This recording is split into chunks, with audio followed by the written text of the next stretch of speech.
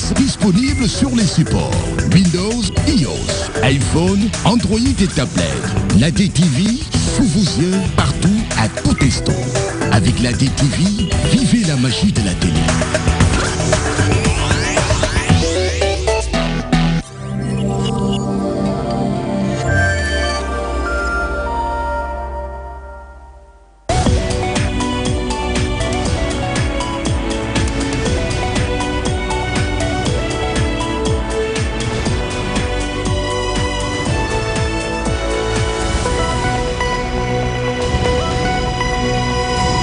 Mesdames, Messieurs, merci de votre fidélité renouvelée à la magie de la télé 20h. Les titres de cette édition.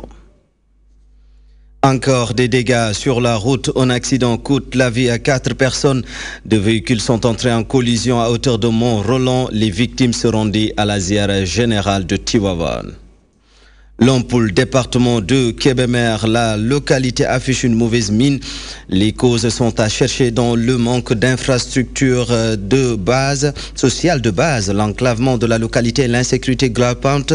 Ces habitants qui ne savent pas à quel sens vouer demandent à l'État de prendre des dispositions pour pouvoir vivre sans aucune crainte. Production maraîchère, les femmes de Pata dans le département de Médina Yoro Fula étalent leur chapelet de doléances. Route impraticable, manque de matériel agricole entre autres mots qui freinent leur activité. Elles interpellent ainsi les autorités étatiques. Éducation au Sénégal. À quelques mois des examens de fin d'année, plusieurs élèves de l'élémentaire n'ont pas de pièces d'état civil. Une situation qui peut les porter préjudice. Parents d'élèves, directeurs d'école. À qui la faute? Regard croisé du Sénégalais dans ce 20h.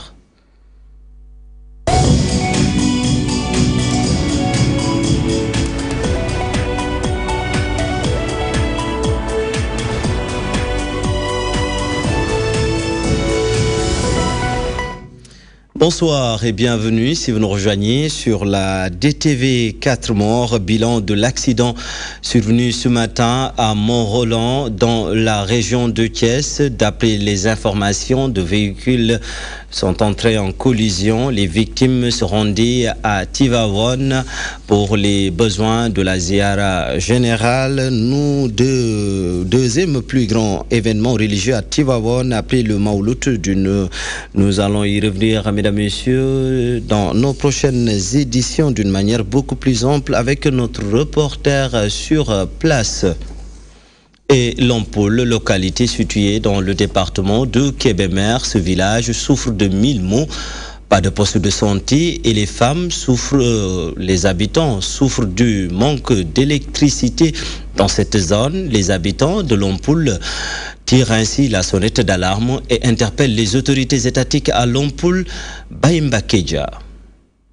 Situé dans le département de Kébémer, précisément dans la commune de Diokoul, le village de Lompoul, où une bonne partie de la population est privée de l'électricité, le village n'a pas aussi case de santé. Réunis devant la maison du chef de village, il liste les problèmes notés dans ce village.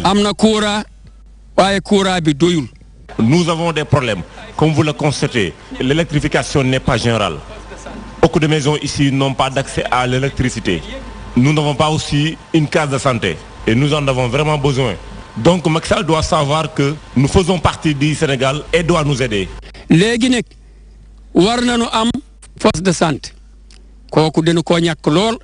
femmes rencontrent aussi d'énormes difficultés au moment de l'accouchement car elles n'ont pas une structure sanitaire et le poste de santé le plus proche est à environ de 20 km de la localité. Raison pour laquelle elles sollicitent l'État du Sénégal.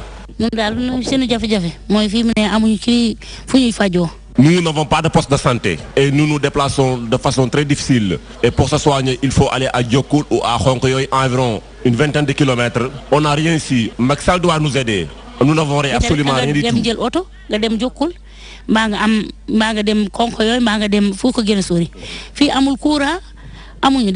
Lompoul village, une zone touristique avec une population estimée de 800 personnes. Outre que la route secondaire qui le relie à Kébémer, ce village est quasiment dépourvu de l'essentiel. Ces populations invitent ainsi à Macky Sall d'apporter des solutions idoines à leurs difficultés. Et de Lompoul, nous nous rendons directement à Pata, localité située dans le nord-ouest du département de Médina Yoro Fula. et la région de Kolda. Les femmes veulent améliorer leur production maraîchère, mais selon elles, l'enclavement de la zone pose problème pour l'écoulement des produits. Les routes impraticables et le manque de matériel agricole freinent leurs activités. Face à cette situation, les membres du réseau des femmes enseignantes de Médina Yoro Fula étalent leur chapelet de doléances. Nous retrouvons à Pata notre correspondant sur place, Samba Baldé. Seules quelques activités les occupent en cette période de saison sèche. À Pata, les femmes s'activent dans des activités génératrices de revenus. Des activités génératrices de revenus, en particulier sur le maraîchage. Elles font vraiment la récolte des légumes, fruits et légumes. Et elles sont vraiment très autonomes par rapport à cela. Ce sont des femmes courageuses. En dehors de l'agriculture pluviale et la vente des produits alimentaires, le maraîchage reste la principale activité des femmes dans cette zone.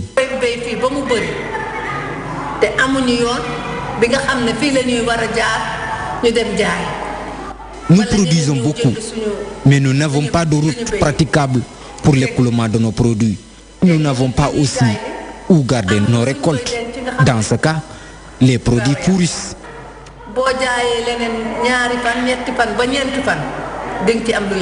Une production assez satisfaisante, c'est du moins ce que l'on peut constater dans cette partie du département de Médina Yoro Fula. Des tonnes de fruits et légumes comme l'oignon, la tomate, chou et la banane y sont récoltés. Mais ces femmes révèlent que le manque de matériel et l'enclavement de la zone constituent un handicap pour leurs activités.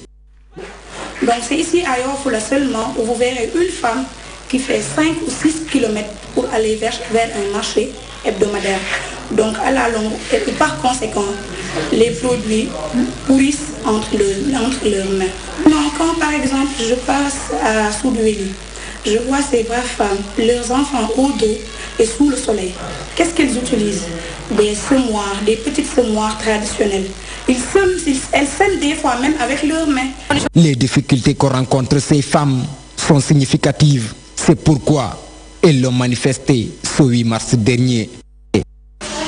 L'occupation de postes de responsabilité, l'accès à la terre. Le réseau des femmes enseignantes de Médina Yoro Fula attire l'attention des pouvoirs publics pour booster la production agricole et améliorer leurs conditions de vie. Et d'autres qui listent leurs doléances, les jeunes de Diamniadio.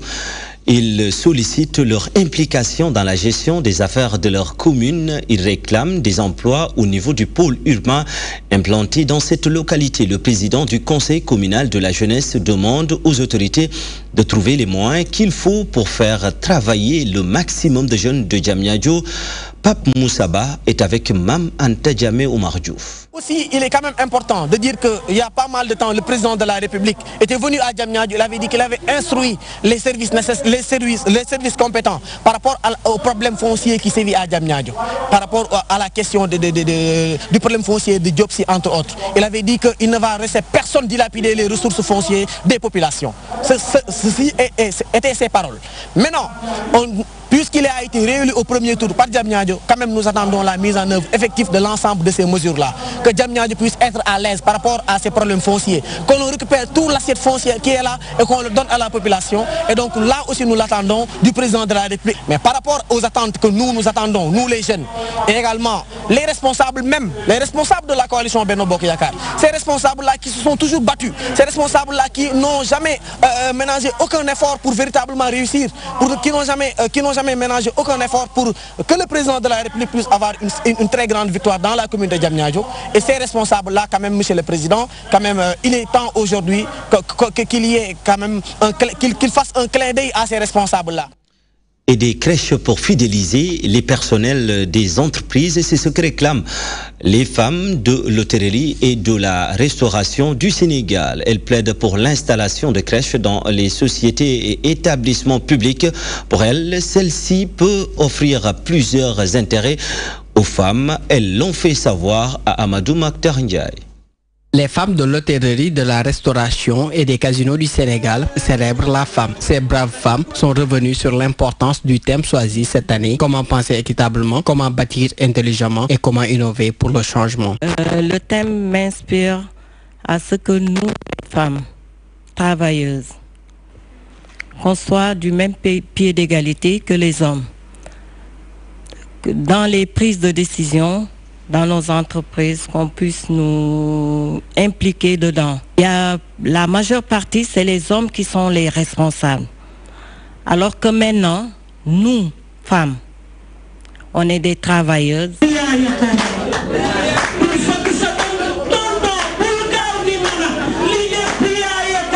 Ces femmes ont profité de cette journée pour réitérer leurs doléances. Les tenues professionnelles soient adaptées aux personnes qui les portent. L'existence des crèches communautaires et dans les lieux de travail. Et de nous augmenter nos congés de maternité. Le secrétaire général du syndicat national des travailleurs de l'hôtellerie se réjouit de l'attention portée sur sa personne. Non, je suis très content, je suis satisfait. Parce que moi, je suis tous avec les femmes. Parce que j'ai conscient que tu ne peux pas développer le pays sans les femmes. Parce que les femmes sont tout. C'est le mère de famille, c'est le père de famille, c'est tout. Il est tout. Les femmes, tu ne peux pas avancer développement sans les femmes. Donc les femmes, c'est très très important, surtout les femmes sénégalaises. Cette journée a servi de prétexte aux femmes du syndicat de l'hôtellerie de prendre conscience des défis colossaux à relever dans leurs différentes entreprises.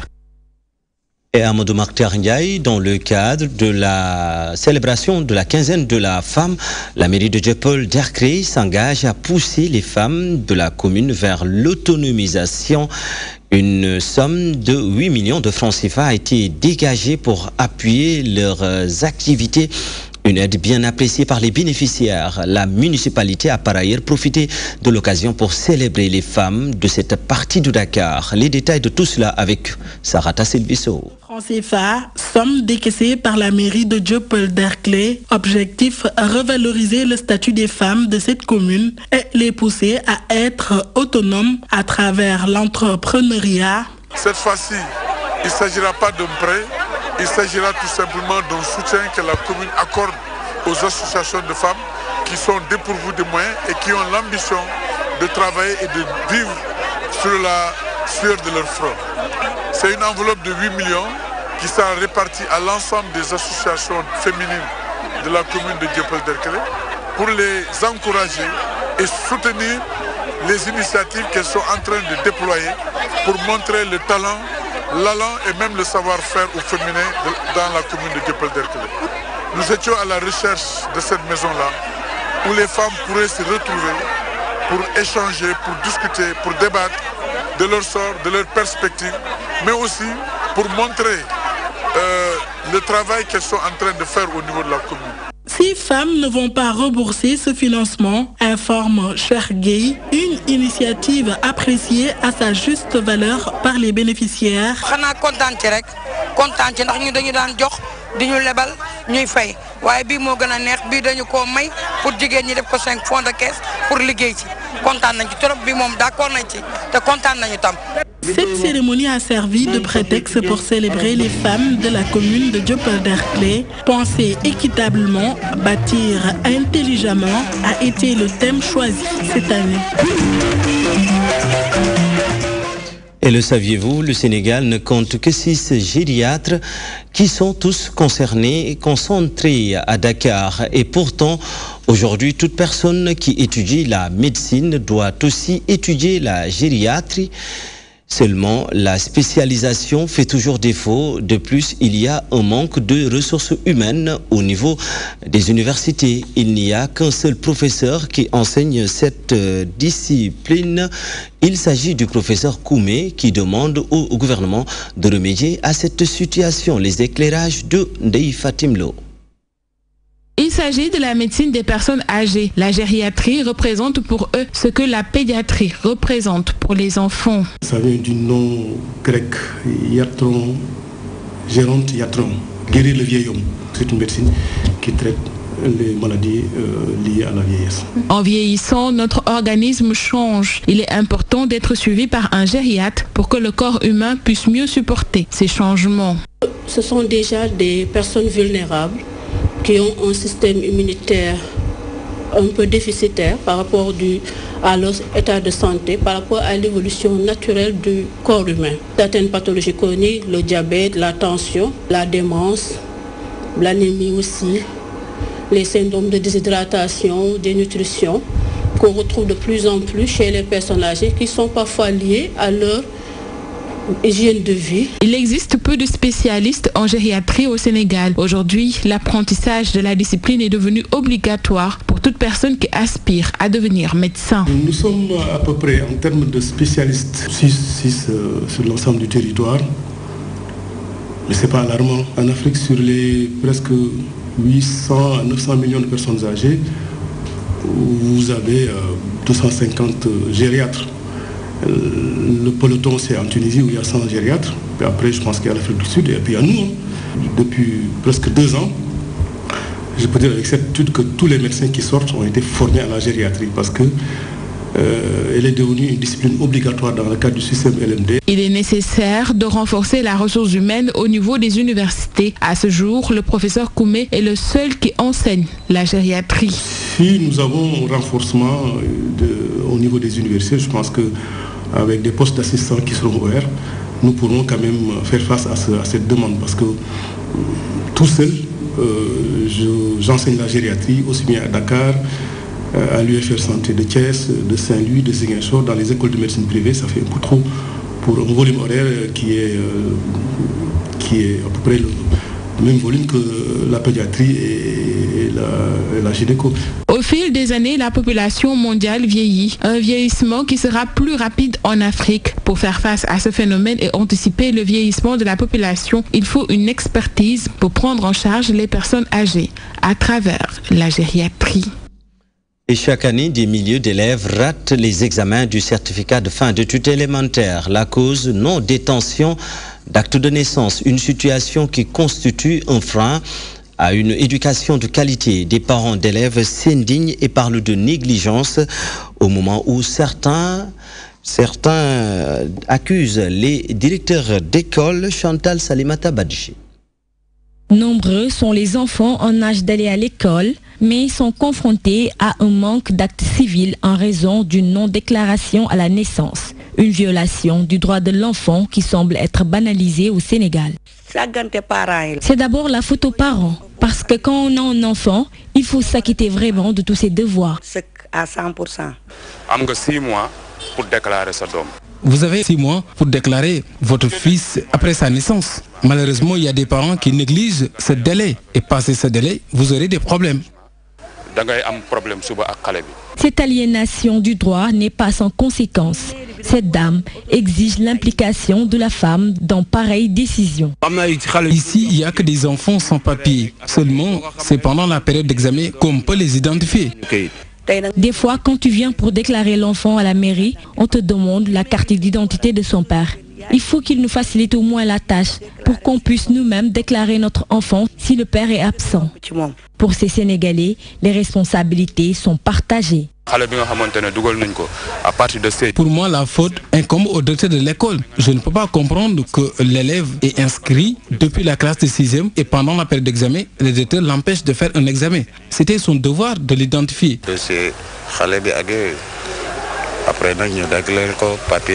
Souvent, faute d'information, cet homme suggère une plus grande sensibilisation.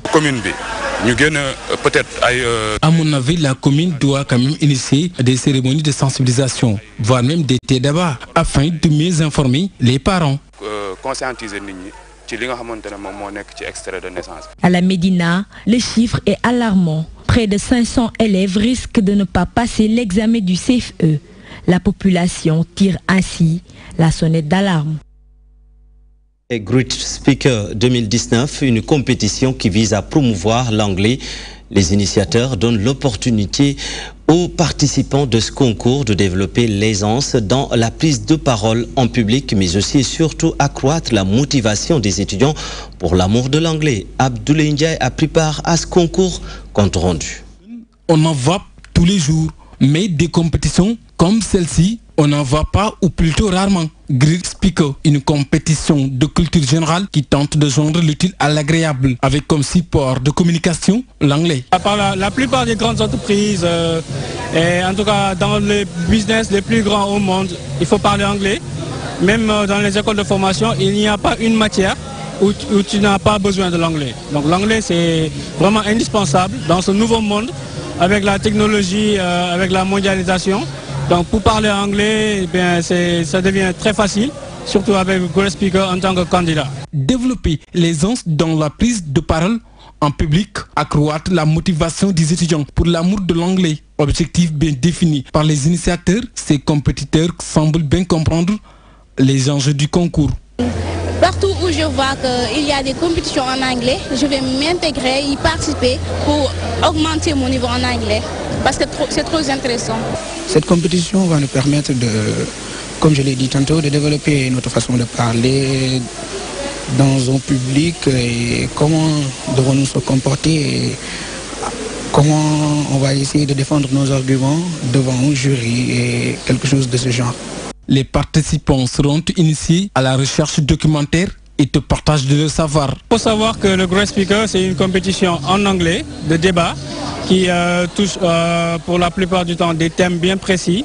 Comme par exemple chaque week-end, on choisit des thèmes sur l'éducation, l'art, la politique et diverses. Et c'est surtout des sujets de développement qui font réfléchir en tout cas les étudiants, déjà avec l'éloquence et les recherches qu'ils font. Et pour améliorer vraiment les connaissances. 18 établissements de l'enseignement supérieur participent au Greek Speaker 2019. Les initiateurs de ce concours tendent ainsi la main à tous les étudiants du pays à venir participer à ce concours pour améliorer leur niveau en anglais. Et l'application WhatsApp, partie intégrante de nos vies aujourd'hui.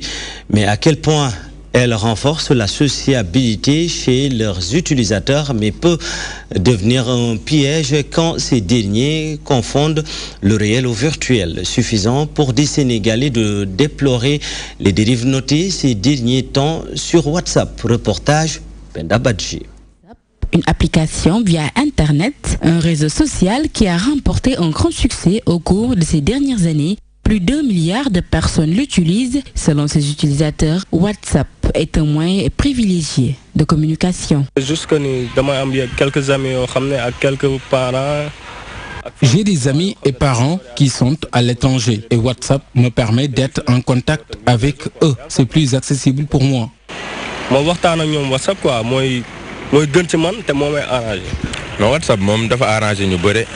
je suis un tailleur. Et grâce à ce moyen de communication, je parviens à envoyer des modèles à mes clients qui sont hors du pays. Et il me suffit juste d'être connecté. WhatsApp, jugé plus fiable et plus intéressant que Facebook par certains, d'où l'intérêt de l'utiliser. Cependant, pour ses citoyens, l'atteinte à la vie privée est en train de gâcher son essence. Certaines vidéos sont à déplorer. Des fois, on voit des gens tenir des propos injurieux. C'est pas bon pour une société. Il faut que les utilisateurs arrêtent de publier certaines vidéos. Cette mère de famille l'utilise pour communiquer avec ses enfants qui sont hors du pays, mais elle déplore la connexion abusive de certains. Dans les maisons, chacun est scotché sur son téléphone. Une situation qui crée un manque de communication entre membres de la famille, alors qu'auparavant, les familles privilégiaient le dialogue autour du bol pour régler leurs problèmes. L'application peut retarder notre travail. On ne peut pas tout le temps l'utiliser. C'est impossible. Personnellement, quand je suis occupé, je préfère me déconnecter. WhatsApp est devenu indispensable pour certains, au point de ne pas pouvoir s'en passer. Des Sénégalais qui n'ont pas souhaité se prononcer sur la question demandent aux jeunes d'utiliser les réseaux sociaux avec modération. Et nous en venons à notre reportage du jour qui s'intéresse à la pêche artisanale.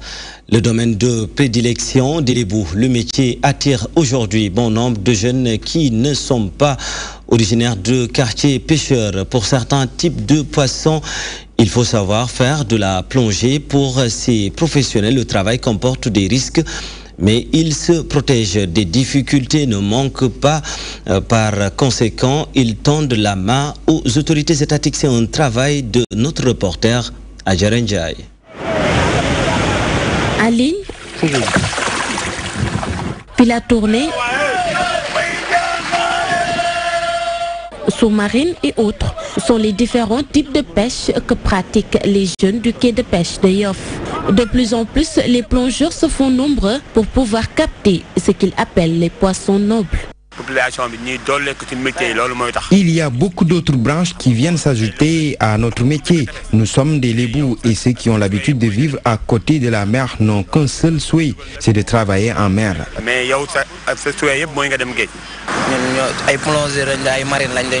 Nous sommes des plongeurs. Nous avons des pistolets qui nous servent à pêcher les poissons.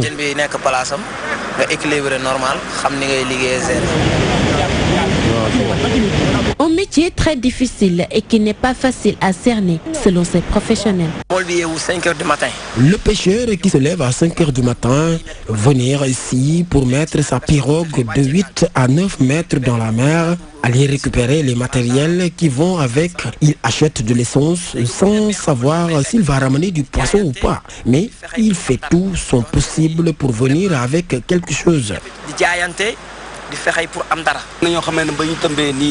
Ceux qui vont en mer le matin reviennent vers le crépuscule. Si c'est le soir, ils reviennent le lendemain. D'autres peuvent revenir vers 17 h ou 18 h. Les vendeuses de poissons travaillent en parfaite collaboration avec les pêcheurs. Elles indiquent que le prix dépend de l'abondance de la ressource. Nous attendons ici jusqu'à ce qu'ils reviennent pour qu'on puisse avoir des poissons à vendre. Nous marchandons pour pouvoir les revendre après. Franchement, nous n'avons rien à perdre dans ce commerce. Un travail très risqué et ces professionnels en sont conscients. Dans la vie, il y a toujours des risques. Même là où nous nous asseyons, c'est risqué. Nous rendons grâce seulement à Dieu, car c'est lui qui nous guide. C'est Allah qui nous accompagne et qui nous aide dans tous les projets que nous entreprenons. Ce métier est très risqué. Il faut avoir la connaissance de la mer pour exercer ce métier. C'est du moins la vie de ces anciens.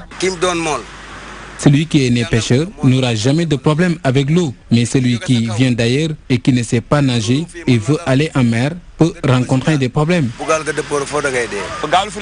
Vous voyez la pirogue, tout le monde peut monter là-dessus et aller en mer. C'est pour cela qu'à chaque fois qu'il y a un accident, vous entendez parler de beaucoup de décès. Ces pêcheurs soutiennent qu'ils se protègent avant d'aller en mer.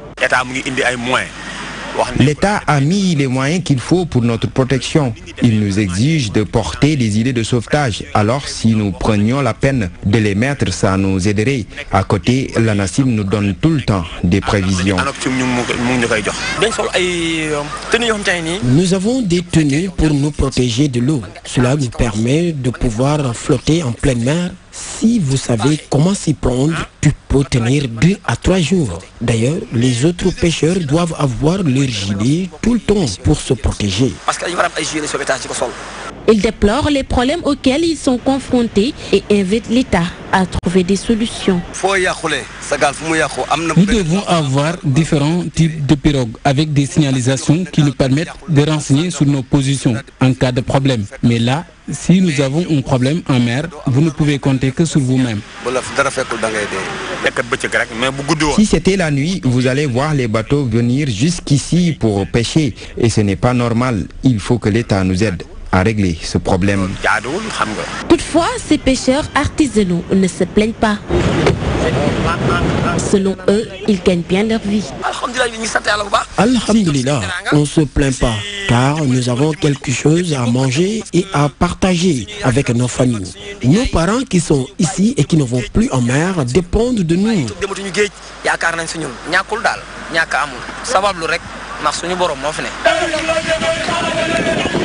La pêche était auparavant un métier propre au Libou. Mais avec l'évolution de la profession, bon nombre de personnes convergent vers ce secteur noble, mais très risqué. Les pêcheurs de Yoff affirment qu'ils ne baisseront pas les bras car la pêche est l'une des richesses du pays. Et mesdames, messieurs, c'est tout pour ce soir. Où que vous soyez, merci de l'avoir suivi. Ne changez pas de position. Retrouvez dans un court instant l'actualité internationale avec BBC Africanta. Moi, je vous souhaite de passer d'excellents moments en compagnie des programmes de la magie de la télé, Dunia TV.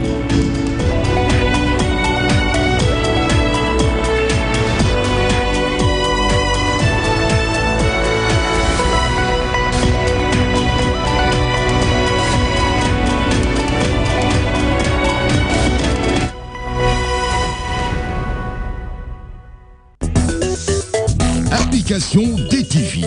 La magie de la télé vous suit partout dans le monde avec son nouveau service disponible sur les supports Windows, iOS, iPhone, Android et tablette. La DTV sous vos yeux partout à tout instant. Avec la DTV, vivez la magie de la télé.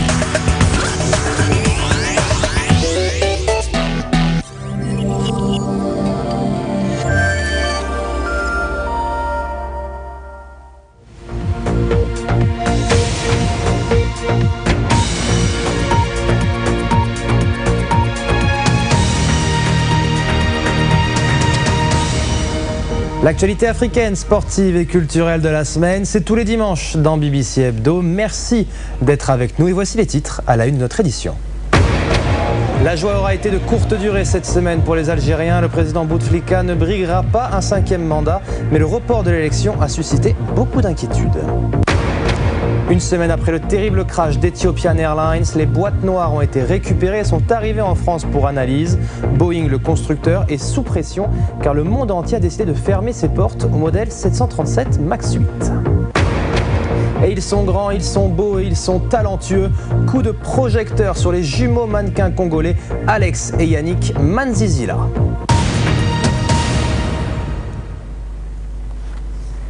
C'était une semaine grandement contrastée pour les Algériens. Elle a d'abord commencé dans la joie avec l'annonce tant attendue par des centaines de milliers de personnes. Abdelaziz Bouteflika ne briguera pas de 5e mandat, mais très rapidement, l'annonce d'un report des élections n'a pas convaincu et les rues ne désemplissent pas. Les manifestants parlent d'une ultime ruse de Bouteflika afin de se maintenir au pouvoir. Après l'euphorie, le doute.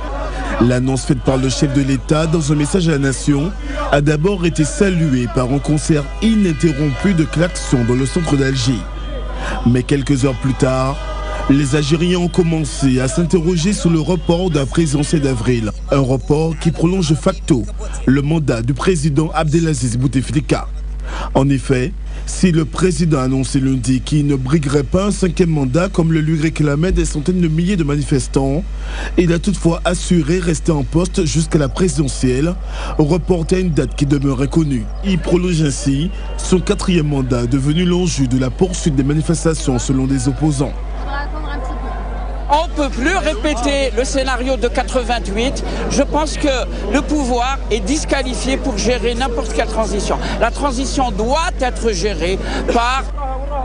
Le recul entamé par le pouvoir, encore en deçà des revendications populaires, est révélateur pour beaucoup des changements très attendus. La mobilisation étudiante de ce mardi doit constituer une première indication de la réussite ou de l'échec des annonces du chef de l'État, censé calmer la contestation. Autre manifestation importante au Bénin. Les rues de Cotonou ont été prises d'assaut lundi pour dénoncer ce qu'ils qualifient de dérives autoritaires du régime Talon. À l'origine de cette manifestation, l'exclusion de l'opposition aux prochaines législatives. Les précisions de Lamine Noureddine Konkombo. Des milliers de manifestants dans les rues de Cotonou, des partisans de l'opposition, notamment de l'ancien président Yaya Boni et de l'homme d'affaires Sébastien Adjavan. Il s'agit du tout dernier avatar d'une fronde populaire contre le régime du président Patrice Talon. Le président, élu en 2016, est accusé par ses détracteurs de virer à l'autoritarisme avec une série de mesures impopulaires, ce dont se défend le président. Il faut dire que le dernier contentieux en date, c'est la question des législatives du mois prochain, un contentieux qui a poussé les manifestants dans la rue. Nous sommes sortis aujourd'hui pour dire au président Patrice Talon que nous voulons tous aller aux élections. Parce que ce n'est pas ces marches, ce n'est pas ces petits mécontentements que lui, on l'a transformé, d'exilé politique pour être président dans ce pays. Voici le contexte de ce qui est perçu comme une manœuvre de trop du régime. La semaine dernière, la commission électorale Sénat a disqualifié des législatives du 28 avril toutes les formations politiques de l'opposition dites réelles. Conséquence, seuls des candidats du parti au pouvoir et de 2 partis mouvanciers sont autorisés à briguer les 83 sièges à pourvoir. Certains manifestants tenaient à souligner à l'attention du président une grande ironie que cet ex-homme d'affaires auquel la notion de compétition, de concurrence est si chère, veuille aujourd'hui passer aux urnes sans ses adversaires les plus coriaces. S'il veut savoir qu'il est compétiteur né, effectivement, il n'a qu'à délever le certificat de conformité. On va aller. Si on va à les élections, s'il perd, il nous fait. Il nous dit merci. Si nous on gagne aussi, si lui gagne, on va se saluer et la vie continue. Le président n'est pas resté de marbre face à la mobilisation. Selon les correspondants de presse, dans le sillage de la démonstration de force, il a reçu des représentants de plusieurs partis pour proposer que la balle soit renvoyée au Parlement en vue d'une solution à l'impasse. L'opposition a boycotté cette rencontre, mais il semble désormais que les législatives au Bénin n'auront plus lieu sans l'opposition. Une semaine après le crash tragique de l'avion d'Ethiopian Airlines qui a fait 157 morts, le temps est au constat et surtout aux questions. Les boîtes noires ont été retrouvées et sont en France pour analyse. Mais est-ce que ce nouveau modèle Boeing 737 MAX 8 est défaillant? Eh bien, des premiers rapports semblent le suggérer et le monde entier a aussitôt ordonné l'immobilisation au sol des Boeing 737 MAX 8 et MAX 9, impactant terriblement Boeing. Mercredi, sur le lieu de l'accident en Éthiopie, la douleur et les pleurs dominent. Des passagers et des membres d'équipage de 35 nationalités ont trouvé la mort lorsque l'avion a plongé dans ce champ dimanche, 6 minutes seulement après son décollage. L'Amérique du Nord était l'un des rares pays où le Boeing 737 MAX était encore autorisé à voler. L'agence américaine de l'aviation n'avait pas jugé nécessaire de suivre les recommandations de sécurité, mais Donald Trump a annoncé un changement radical. Nous allons émettre un ordre